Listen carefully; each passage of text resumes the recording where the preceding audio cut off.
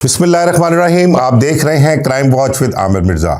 دوستو، آج آپ سے ایک ایسے کردار کے بارے میں بات کریں گے جو پنجاب میں جرائم کی دنیا کا ایک انتہائی اہم کردار گزرا ہے۔ یہ وہ کردار تھا جو 90 کی دہائی میں اس قدر خوف اور دہشت کی علامت ہوا کرتا تھا کہ جس طرح سے آپ کہہ لیں کہ آج کے دور میں طالبان سے لوگ خوف زدہ ہیں، تو یہ وہ کردار تھا اور اس کا وہ گینگ ہوا کرتا تھا جس سے لوگ خوف زدہ ہوا کرتے تھے۔ ان سے کوئی بھی محفوظ نہیں تھا، پولیس افسران ان سے خوف کھاتے تھے۔ اس قدر طاقتور اور بے رحم یہ گروپ کے ساتھ اس کا تعلق تھا، اور انہوں نے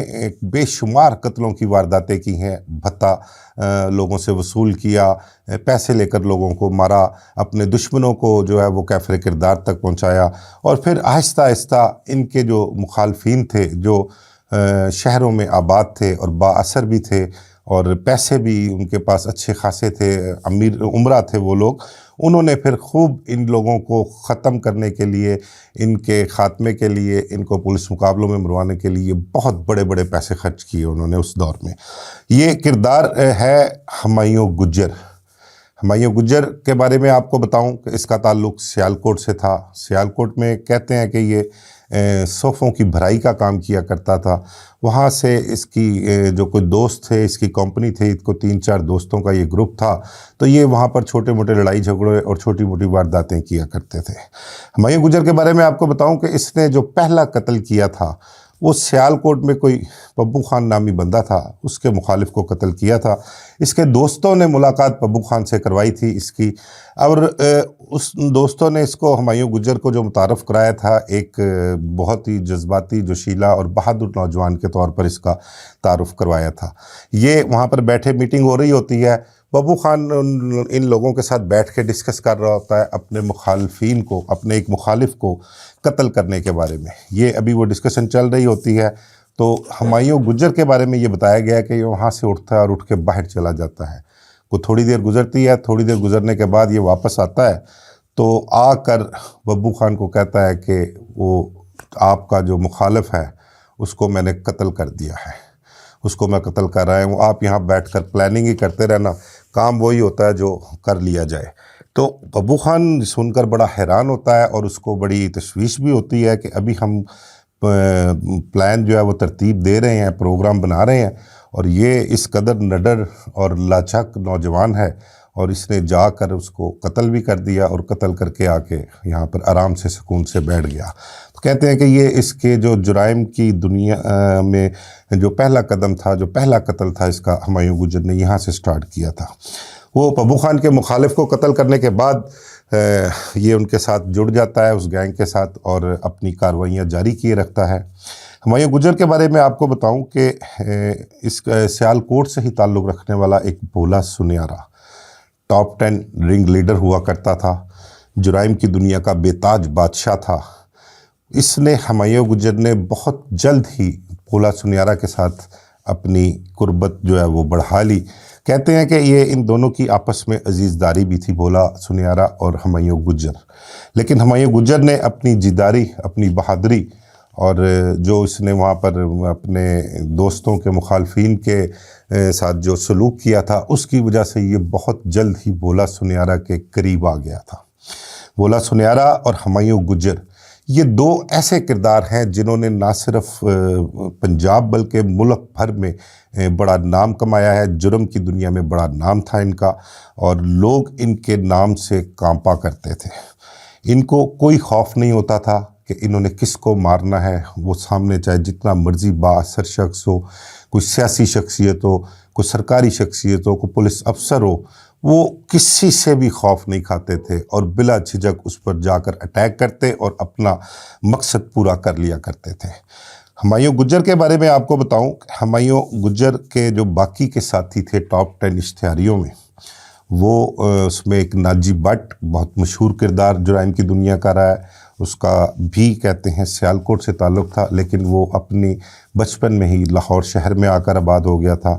ناجی بٹ کی دشمنداری ہمایوں گجر نے بہت نبھائی۔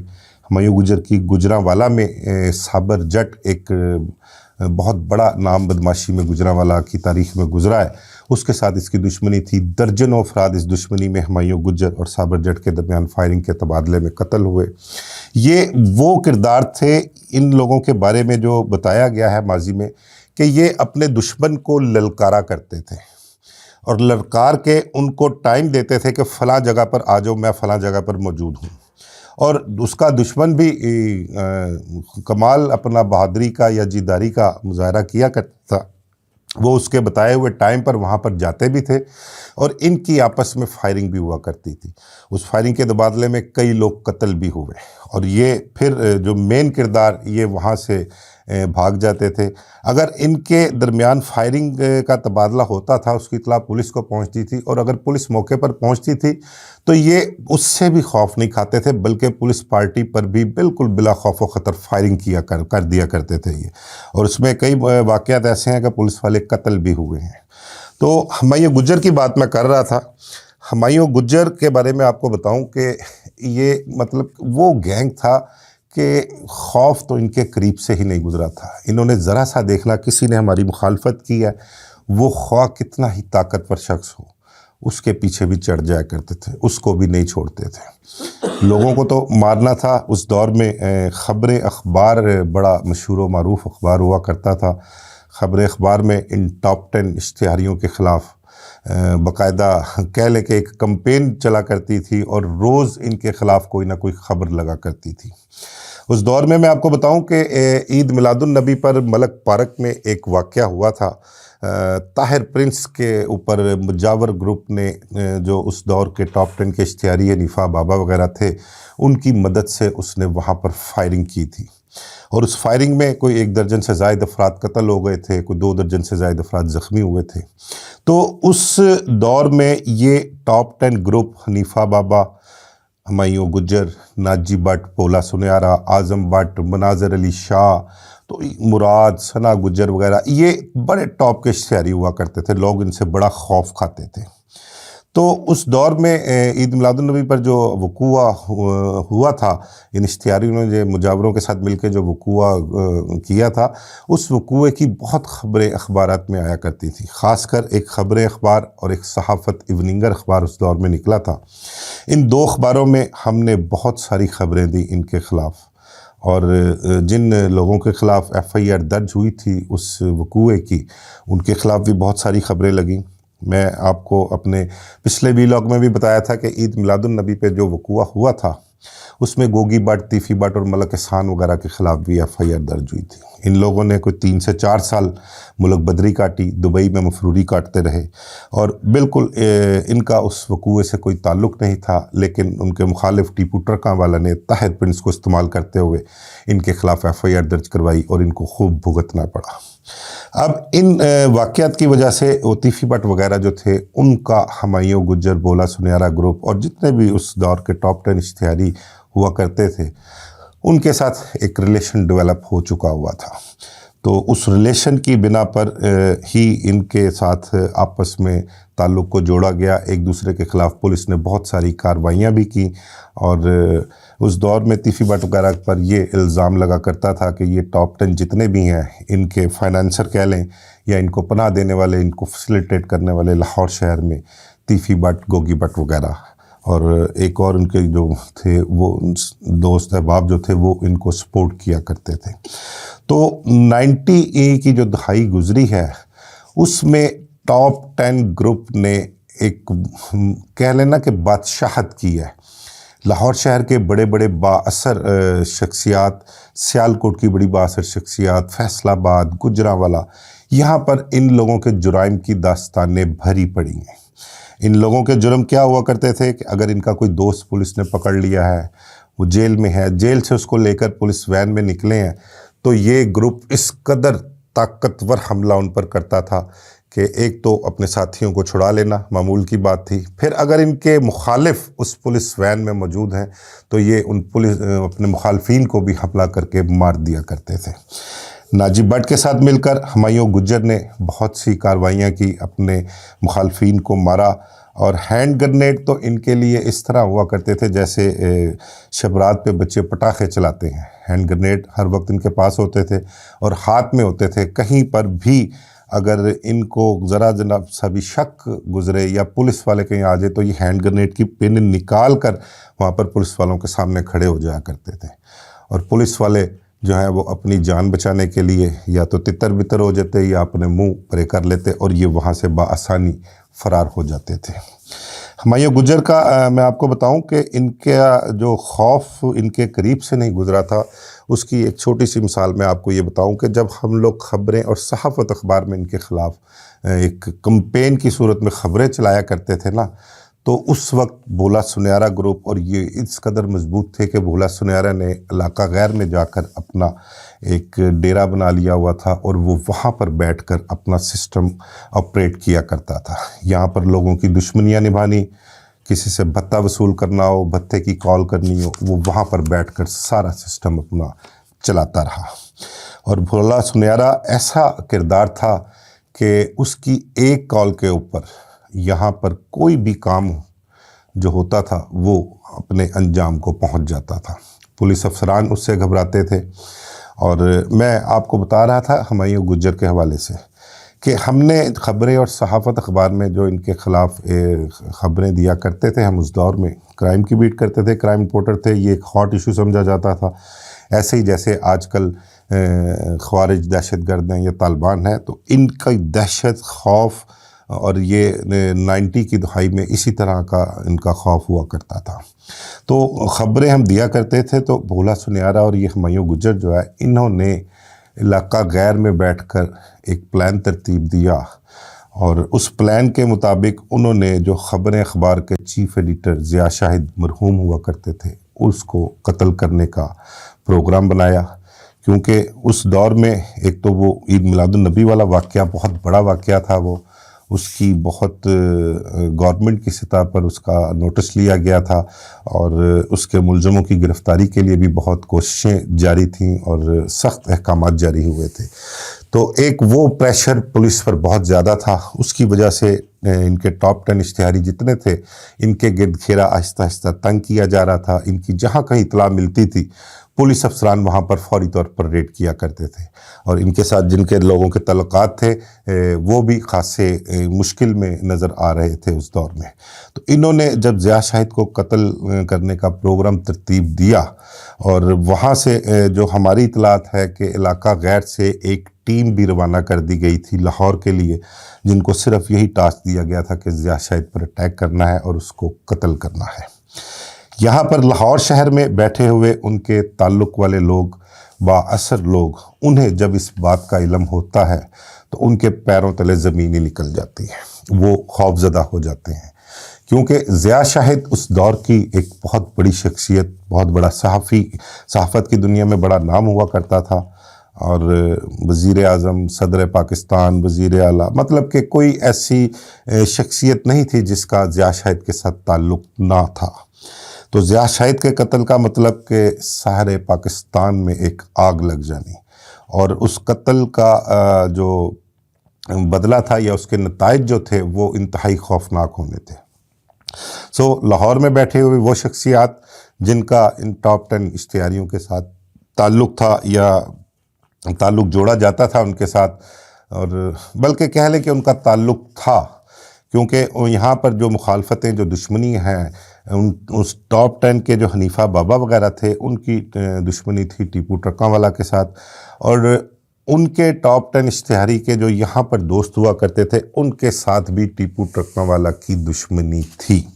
اور وہ دشمنی بس کہہ لیں کہ وہ گلے پڑا ڈھول جو ہے نا، وہ کچھ لوگوں کو بجانا پڑا، اور زبردستی کی یہ دشمنی لاہور شہر میں شروع ہوئی تھی۔ تو وہاں سے جب ٹیم روانہ کر دی گئی ضیاء شاہد کے قتل کے لیے، تو یہاں پر جو بیٹھے ہوئے لوگ تھے، انہوں نے بھولا سنیارا سے رابطہ کیا، ہمایوں گجر سے رابطہ کیا، اور ان کو سمجھایا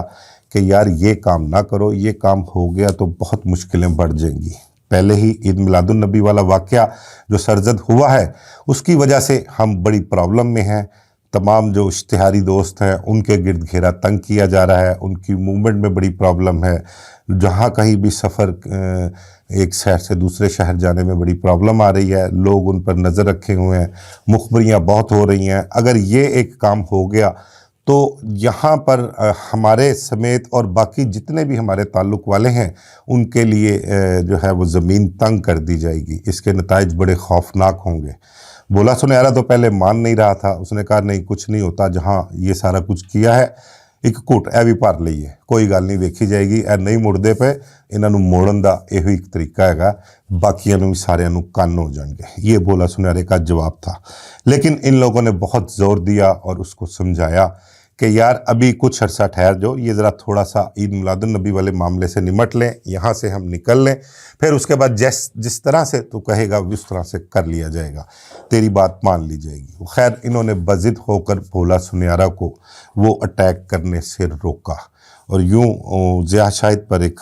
جو متوقع قاتلانہ حملہ تھا وہ رک گیا۔ اس کے بعد لاہور پولیس کی طرف سے جو تھی وہ بہت کارروائیاں تیز کر دی گئیں ان کے خلاف۔ اس دور میں بلا ٹرکاں والا کو قتل کیا انہوں نے، اور ناجی بٹ کی دشمنی بڑے زوروں پر تھی، ناجی بٹ کے مخالفین کو قتل کیا۔ کبھی سیالکوٹ سے کوئی خبر آتی تھی، کبھی فیصل آباد سے، کبھی گجرانوالہ سے، تو بے شمار قتلوں کی داستانیں ہیں، اور یہ اتنے خوف اور دہشت کی علامت ہوا کرتے تھے کہ بس لوگ جو تھے وہ کسی وقت بھی سمجھ لیں کہ مسلوں کو بیٹھ کر دعائیں کیا کرتے تھے کہ ہماری ان سے کب جان چھوٹے گی، یہ کب پولیس کے قابو آئیں گے یا کب مارے جائیں گے تو ہم اپنی زندگی سکھ سے گزار سکیں گے۔ بہت ساری کوششیں کی ان کی گرفتاری کے لیے۔ ہمایوں گجر کے گرفتاری کے لیے میں آپ کو بتاؤں کہ اس وقت لاہور شہر کی کئی شخصیات تھی جس کا رابطہ سیالکوٹ میں بھی تھا، گجرانوالہ میں بھی تھا، اور فیصل آباد میں بھی رابطہ تھا، اور ان کی کوشش ہوا کرتی تھی کہ یہ اچھا میں آپ کو ایک چیز اور بتاؤں کہ یہ ٹاپ 10 اشتہاریوں کے جتنے بھی مخالفین تھے نا ان تینوں چاروں شہروں میں، وہ سب ڈیفینسو پوزیشن میں ہوا کرتے تھے۔ تو وہ ڈیفینسو پوزیشن کیا ہوتی تھی کہ انہوں نے قلعہ نما اپنے ڈیرے بنا رکھے تھے، ان ڈیروں میں وہ قید رہا کرتے تھے، اور ان ڈیروں کے اندر بیٹھ کر وہ اپنی دشمنیاں نبھاتے تھے۔ وہ دشمنیاں کس سینس میں نبھاتے تھے کہ انہوں نے جو اپنے ان کے بھی شوٹر سے اشتہاریوں سے تعلقات ہوتے تھے، تو وہ اپنے مخالفین کو ان کے ذریعے اٹیک کروایا کرتے تھے، اور کئی اٹیکس میں وہ کامیاب بھی ہوئے ہیں، اور کامیاب کیا ہوئے ہیں بلکہ وہ کام ہی ان کو ایک یہی ہوا کرتا تھا کہ دشمنداریاں کس طرح سے نبھانی ہیں اور پیسہ کس طرح سے کمانا ہے۔ پیسہ کماتے تھے، یہاں پر لگاتے تھے، اور ٹاپ 10 کے خاتمے کے لیے تو اس دور میں بھی کروڑوں روپے خرچ کیے گئے ہیں، بہت پیسے خرچ کیے گئے۔ خاص کر ہمایوں گجر کے پیچھے جب چڑھے ہیں نا یہ لوگ سارے، تو لاہور کی ایک شخصیت سمیت جو دوسرے شہروں تھے انہوں نے بڑے پیسے بھرے ہیں ہمایوں گجر کی مخبری کے لیے۔ ہمایوں گجر جس کا اپنا جرائم کی زندگی کا جو عرصہ تھا وہ کافی طویل ہو چکا تھا۔ ویسے میں آپ کو بتاؤں میں نے اپنے جو میرا صحافتی تجربہ ہے نا اس میں میں نے جرائم پیشہ افراد جتنے بھی ہیں نا، وہ چور، ڈاکو، بدماش، یہ لوگ جن کا ذریعہ معاش جو ہے وہ اپنا حرام طریقے سے تھا، لوگوں کے ساتھ زیادتیاں کی، اجرتی قاتل تھے، ڈکیتیاں کرتے تھے، ان کی میں نے جرائم کی زندگی کا جو دور ہے نا وہ 5 سال سے زیادہ نہیں دیکھا۔ یہ لوگ ان کی زندگی صرف 5 سال کی ہوتی ہے، ان کا جو کردار ہوتا ہے جرائم کا، اور جرائم جو ہوتے ہیں وہ 5 سال تک دیکھا، اور 5 سال میں یا تو وہ کسی نہ کسی مخالف کے ہاتھوں قتل ہوتا رہا یا کسی جعلی پولیس مقابلے میں مارا گیا ہے۔ تو 8-10 سال تو اس نے ہمایوں گجر نے بھی اپنی زندگی میں جو جرائم کی دنیا سے اس کا تعلق رہا ہے گزارے ہیں۔ تو اس کے خلاف جب مخبری ہوتی ہے تو بالکل اینڈ ٹائم پر کیا ہوتا ہے کہ ہمایوں گجر کا جو پلان تھا نا، اس کا پلان جو بھولا سنیارا نے ترتیب دیا تھا وہ یہ تھا کہ بھولا سنیارا بیٹھا رہے گا اپنا علاقہ غیر میں، وہاں بیٹھ کے آپریٹ کرے گا۔ ہمایوں گجر کو بھجوایا جا رہا تھا دبئی، کہ یہ وہاں پر دبئی بیٹھے گا اور دبئی بیٹھ کر یہاں پر اپنی ٹیموں کو، جو شوٹرز ہیں، جو اشتہاری ہیں، وہاں بیٹھ کر یہ آپریٹ کرے گا، وہاں بیٹھ کر یہ حکم چلائے گا، وہاں پر بیٹھ کر یہ جرائم کی دنیا میں حکومت کرے گا۔ اس کے لیے ایک اپنا ٹریول ایجنٹ جو تھا اس کے ذریعے انہوں نے کوشش کی، ہمایوں گجر کا ایک پاسپورٹ بنوایا کسی دوسرے نام سے، اس کی حلیہ چینج کیا، وہ تصویریں لگائیں پاسپورٹ پر، اور اس کو دبئی کا ویزا لگوا کر دیا گیا۔ اس کے ساتھ مینج کیا گیا ایک لڑکی کو، उस लड़की को भी इसके साथ दुबई भिजवाया जा रहा था। उस दौर में हुमायूं गुज्जर की शनाख्त इतनी नहीं हुआ करती थी, तस्वीर जो थी वो बहुत कम हुआ करती थी,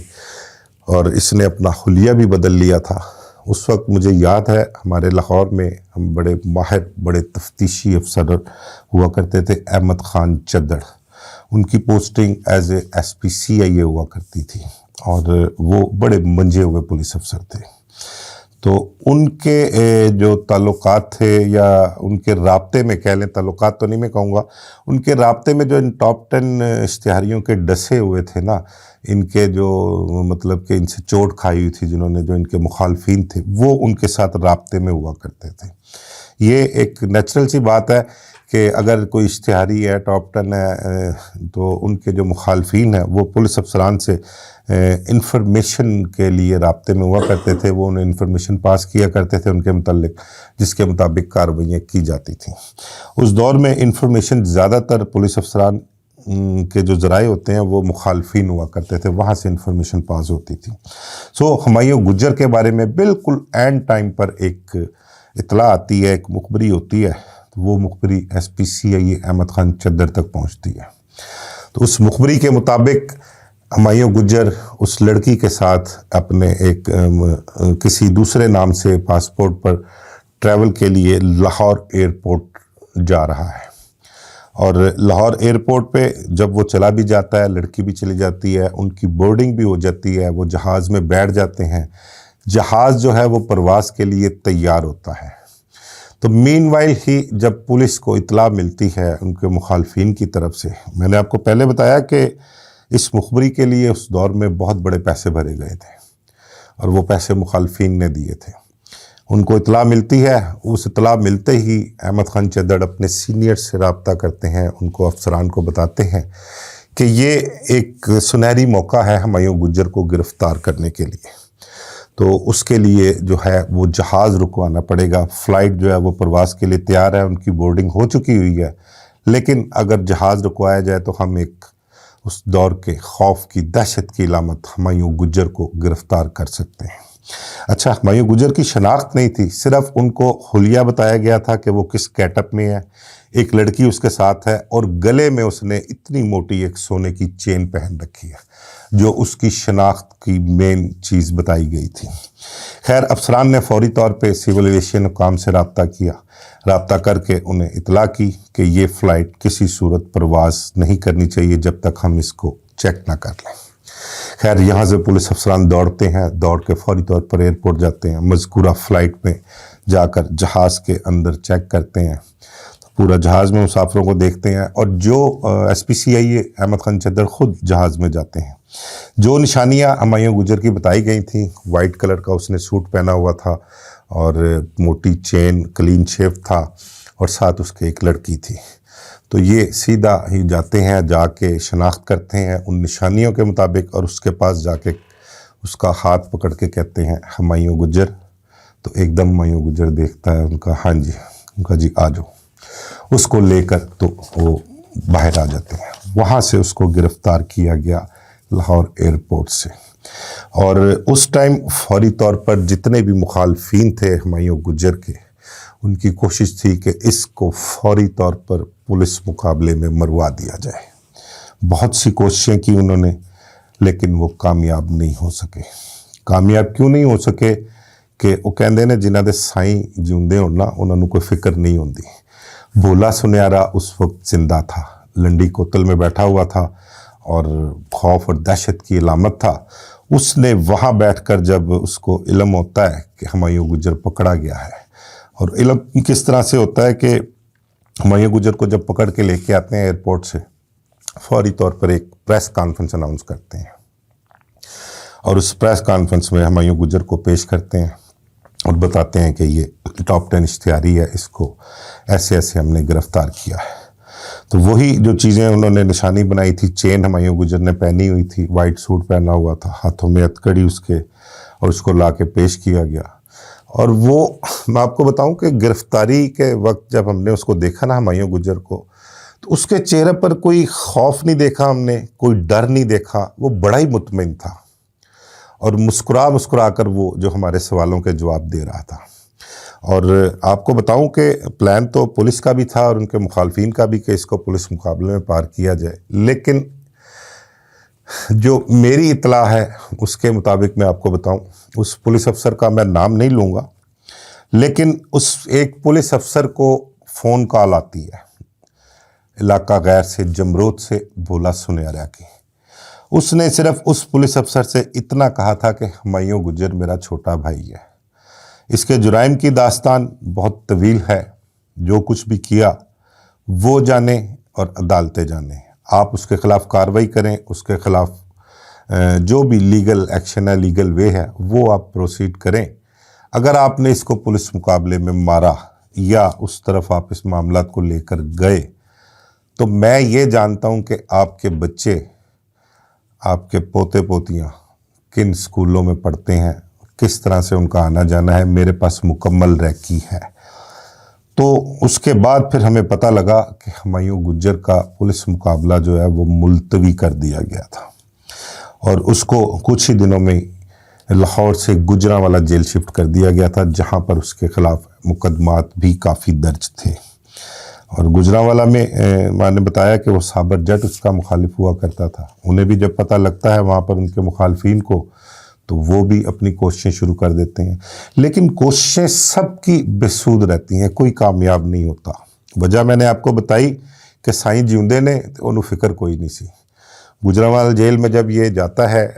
ہمایوں گجر، اچھا ایک چیز اور آپ کو بتاؤں کہ اسی دوران ناجی بٹ بھی گرفتار ہو جاتا ہے۔ تو ناجی بٹ کو اور ایک ثنا گجر ٹاپ 10 میں ہوا کرتا تھا، ایک داؤد ہوا کرتا تھا، ان کو بھی گرفتار کر کے گجرانوالہ جیل میں ہی بھیجا جاتا ہے، کیونکہ یہ اس کے ہمایوں گجر کے جو ہے مقدمے والے ہوتے ہیں، اس کے ساتھی ہوتے ہیں، ان کی مدد سے ہمایوں گجر نے اپنے مخالفین پر بھی فائرنگ کی ہوتی ہے، تو ان کو سب کو وہاں پر گجرانوالہ جیل میں شفٹ کر دیا جاتا ہے۔ گجرانوالہ جیل میں بھی ہمایوں گجر کی ایک ایسی دہشت تھی، ایسی خوف تھا، جس طرح سے اس نے وہاں پر جیل کاٹی ہے، جو وقت اس نے وہاں پر گزارا ہے وہ میں آپ کو کیا بتاؤں، بس بادشاہوں کی طرح وہاں پر جیل میں رہتا تھا۔ اور جیل گجرانوالہ جیل کے جو قیدی ہیں نا،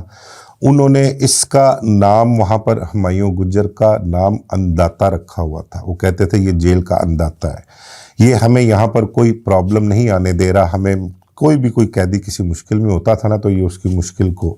وہاں پر سالو کیا کرتا تھا۔ بہرحال اس کے بعد ہوا یہ کہ جو مخالفین ٹاپ 10 کے تھے، بھولا سنیارا ان کو سب کو رنگ لیڈر تھا ان کو لیڈ کرتا تھا۔ جمرود میں ایک آپریشن ہوتا ہے، تمام تر مخالفین مل کر ایک آپریشن کرواتے ہیں ٹاپ 10 کے خلاف، اور اس آپریشن میں جمرود میں بھولا سنیارا مارا جاتا ہے۔ بھولا سنیارا کے مارے جانے کے بعد وہ جتنے بھی ٹاپ 10 اشتہاری تھے نا، ان پر یتیمی کے سائے منڈلانے لگے، ان سب نے اپنے آپ کو یتیم سمجھنا شروع کر دیا، کیونکہ ان کو یہ پتہ تھا کہ بھولا سنیارا جمرود میں بیٹھ کر ایک تو ہمارے مخالفین کو بھی، جو جتنے بھی ہمارے مخالفین تھے ان کو بھی ڈیل کر رہا ہے، ان کو بھی ٹف ٹائم دے رہا ہے، اور دوسرا جو پولیس افسران ہیں انہیں بھی یہ پتہ ہے کہ یہ انتہائی خطرناک شخص ہے، اس کے خلاف اور اس کے ساتھیوں کے خلاف کوئی کارروائی کریں گے نا تو یہ ہمیں آگے سے جواب بھی دے گا۔ خیر، بھولا سنیارا کے مرنے کے بعد جو ان چاروں شہروں کے جو لوگ تھے، جو ان کے مخالفین تھے، ان میں خوشی کی لہر دوڑ گئی، انہوں نے جشن بھی منایا اور بڑے پیسے بھی خرچ کیے انہوں نے اس آپریشن کے لیے۔ خیر، بھولا سنیارا کے مرنے کے بعد جب ان کو ہوش آتی ہے، جشن منانے سے فرصت ملتی ہے، تو اب وہ سر جوڑ کر بیٹھ جاتے ہیں کہ ہم نے اب اپنے جو مخالفین جیلوں میں اشتہاری تھے ٹاپ 10 کے، ان کو کس طرح سے مروانا ہے۔ تو اس کے لیے میں نے آپ کو پہلے بھی بتایا کہ لاہور شہر میں ایک کردار، ایک پولیس افسر جو بطور ڈی ایس پی رینک کا تھا، وہ لاہور شہر میں بلکہ قتل بھی ہوا اس ڈی ایس پی کا، اس کا نام نوید پلوان، نوید سعید کے نام سے تھا، اس کا مشہور تھا بہت زیادہ، اور اشتہاری زیادہ تر ٹاپ 10 جو تھے وہ نوید سعید کے ذریعے پولیس مقابلوں میں مروائے گئے تھے۔ نوید سعید سے بات چیت ہوتی ہے، نوید سعید کے ذریعے اعلیٰ افسران تک پیغام پہنچایا جاتا ہے، اور معاملہ جتنے بھی ہوتے ہیں وہ طے کرنے کے بعد یہ پروگرام ترتیب دیا جاتا ہے کہ گجرانوالہ جیل میں جو ہمایوں گجر، ناجی بٹ، सना गुजर और एक दाऊद, गालिबन मेरा ख्याल दाऊद नाम था उसका, उनको वहाँ से ला कर तो लाहौर में जो कि उनके ख़िलाफ़ मुकदमात हैं उसमें निकलवाया जाए और लाहौर में लाकर उनको पुलिस मुकाबले में मरवा दिया जाएगा।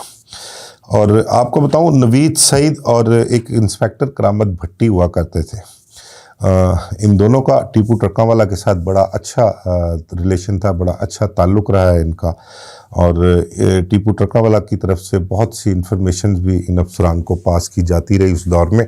ये जाते हैं गुजरांवाला जेल में उनको लेने के लिए। अब जब इतला मिलती है गुजरांवाला जेल में कैदियों को कि लाहौर से कुछ पुलिस अफसरान हुमायूं गुजर और बाकी साथियों नाजी भट्ट वगैरह को लेने के लिए आ रहे हैं, तो वहाँ पर एक हंगामा आराई शुरू हो जाती है। मैंने बताया ना, जेल में हुमायूं गुजर अन्नदाता के नाम से मशहूर था। तो वहाँ पर जो जेल अफसरान होते हैं वो पुलिस अफसरान से कहते हैं लाहौर से कि अभी आप थोड़ा वक्त इंतज़ार करें, ये टाइम ठीक नहीं है, ज़रा सूरज ढलने दें, तमाम तर कैदी अपनी अपनी बैरकों में चले जाएं, तो फिर उसके बाद कोशिश करके इन चारों इश्तिहारियों को आपके हवाले किया जाएगा। तो पुलिस ने वहाँ पर बड़ा वेट किया। रात का टाइम था जब तमाम कैदी बैरकों में बंद हो गए,